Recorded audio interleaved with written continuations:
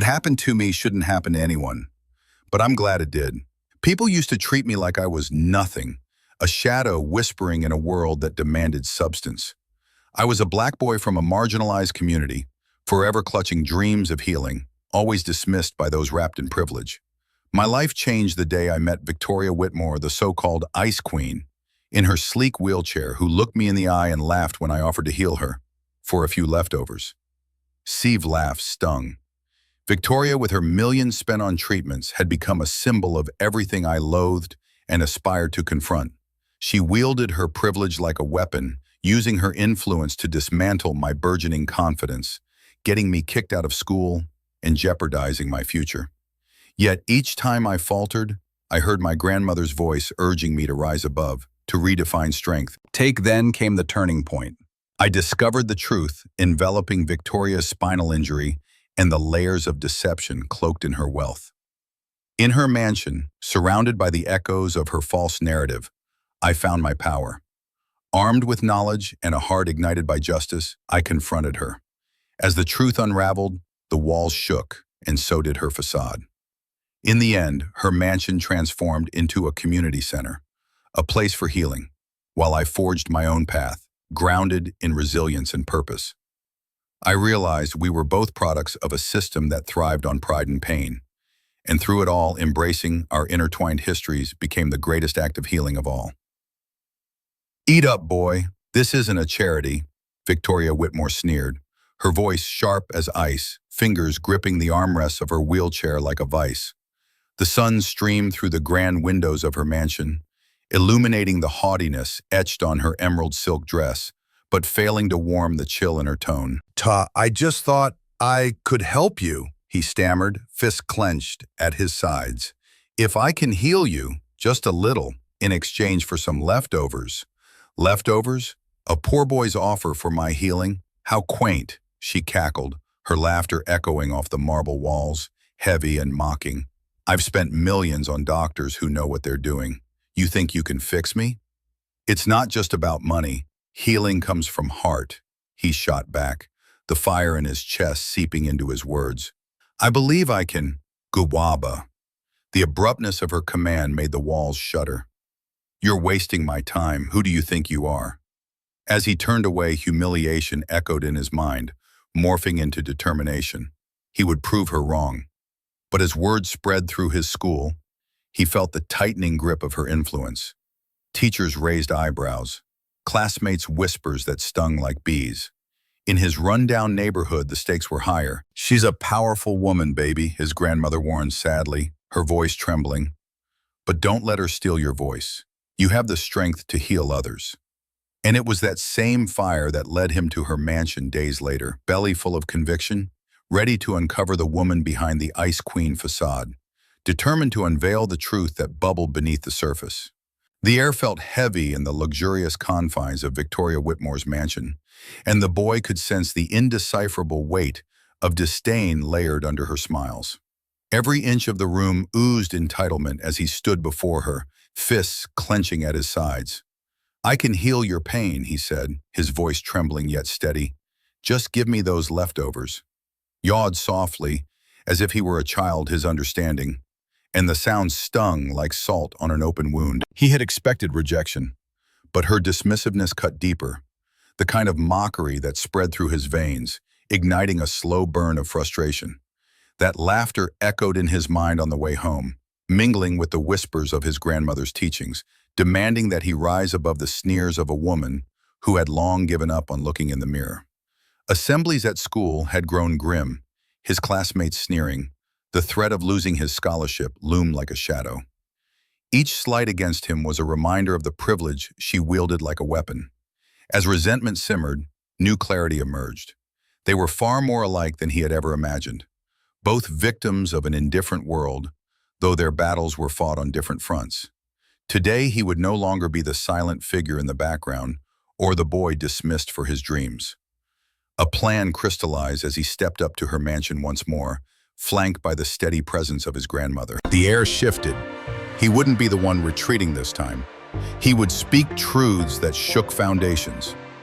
As the boy stood outside the grand facade of Victoria's mansion, He felt a surge of determination wash over him. Armed with his grandmother's words echoing in his mind, "Courage is the first step to reclaiming what's yours," he squared his shoulders and approached the door, knocking firmly.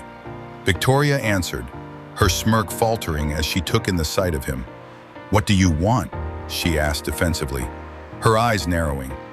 "I know the truth about you," he said, his voice steady despite the fluttering in his chest.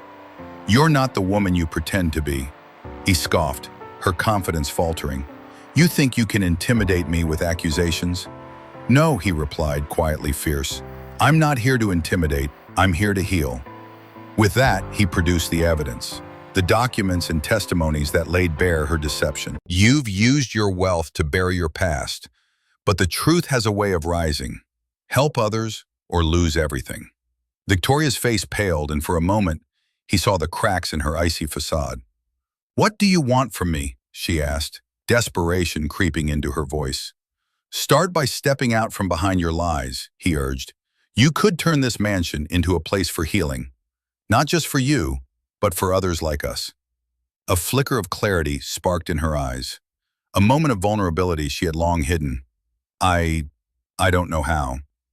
"I show you," he replied, confidence infusing his tone as he extended his hand. Small victories were just the beginning. He could sense a bigger change looming on the horizon. The grand hall of Victoria Whitmore's mansion echoed with an unsettling quiet.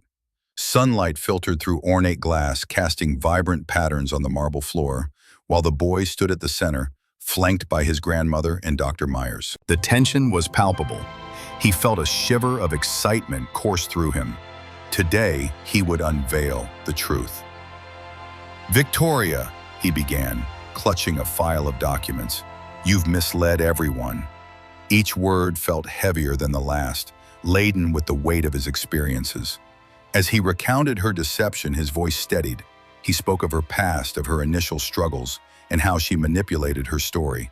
Victoria's face, usually composed, began to tremble, the facade cracking under the pressure of exposed vulnerability. "That's not true," she shouted, but her protests faltered, becoming increasingly desperate. He presented photographs, her previously independent life, her hidden therapy sessions. The room seemed to close in around her, everyone watching as her carefully constructed world began to dissolve. Then came the moment when he revealed the undeniable proof, a hidden video of her attempting to walk during a private therapy session, her initial confidence belying the image of the Ice Queen that the public adored. Gasps filled the air, each one a testament to her unmasked reality. Terror danced in her eyes, a stark contrast to the silent triumph etched on the boy's face. This was not revenge, it was vindication. Her invulnerability stripped away, she crumbled as the police were called, her privilege nothing against the tide of truth.